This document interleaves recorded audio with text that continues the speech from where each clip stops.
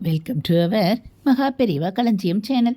இன்னைக்கு நம்ம ஆன்மீக கதைகளில் பக்தனுக்காக சிவபெருமானான ஸ்ரீ விட்டல பாண்டுரங்க கிருஷ்ணனை பற்றி தெரிந்து கொள்ளலாம். பண்டரிபுரத்தில் நரஹரி என்ற பொற்கொள்ளர் இருந்தார். தீவிரமான சிவபக்தர் அவர்.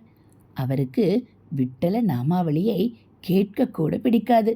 கேட்டால் காதுகளை பொத்திக் கொள்வார். பாண்டுரங்க கோவில் இருக்கும் தெருவின் வழியே கூட போக மாட்டார்.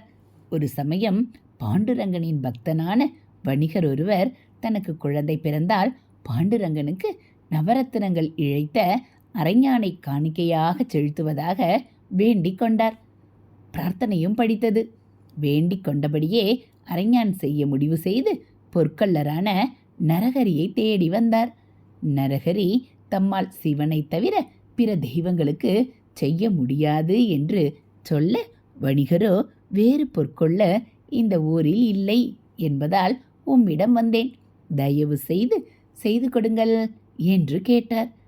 நரஹரி விக்கிரகத்தின் அளவு தந்தால் செய்து தருகிறேன் என்று சொல்ல, வணிகர் கோவிலுக்கு சென்று அளவை வாங்கி கொண்டு வந்து நரஹரியிடம் கொடுத்தார். நரஹரியும் மிக நேர்த்தியாக அரைஞான் செய்து தர மகிழ்ந்த வணிகர் அதை பெற்றுக்கொண்டு கோவிலுக்கு சென்றார். அதை விட்டலனுக்கு அணிவித்த போது சில விரற்கடைகள் குறைவாக இருந்தது. மீண்டும் நரஹரியிடம் சென்று அரைஞானை கொடுத்து சரி செய்து தர சொல்ல அவரும் சரி செய்து கொடுத்தார். இரண்டாம் முறை செய்து கொடுத்தது விக்கிரகத்திற்கு பெரிதாக இருந்தது. வணிகர் வருத்தத்துடன் நரஹரியிடம் சென்று அவரையே கோவிலுக்கு வந்து விக்கிரகத்தை அளந்து கொள்ளுமாறு சொல்ல நரஹரி ஒப்புக்கொள்ளவில்லை. வணிகர் கெஞ்சினார். கடைசியில் கண்ணை கட்டி கொண்டுதான் கோவிலுக்கு வருவேன் என்ற நிபந்தனையுடன் கோவிலுக்கு சென்று அளவெடுக்க சம்மதித்தார். அவரது விஷ்ணு துவேஷத்தை கண்ட வணிகர் வியந்து நரஹரியின் கண்ணை கட்டி அழைத்து சென்று பாண்டுரங்கனின் விக்கிரகத்தின் முன்னால் நிறுத்தினார். கண்களை கட்டி கொண்டிருந்த நரஹரி அளவெடுக்க வேண்டி பாண்டுரங்கனின் இடுப்பை தடவ அவர் கைகளுக்கு புலித்தோலை தடவுவது போல பட்டது.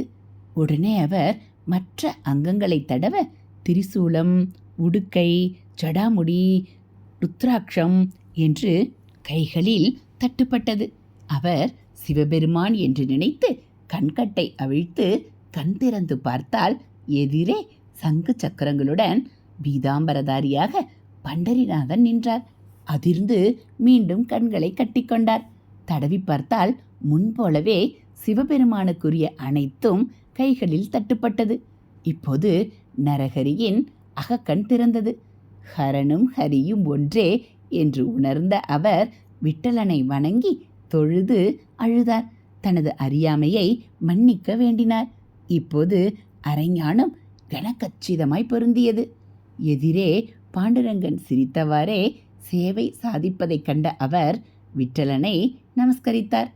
அது முதல் நரஹரி பாண்டுரங்க பக்தராகவும் விளங்கினார்.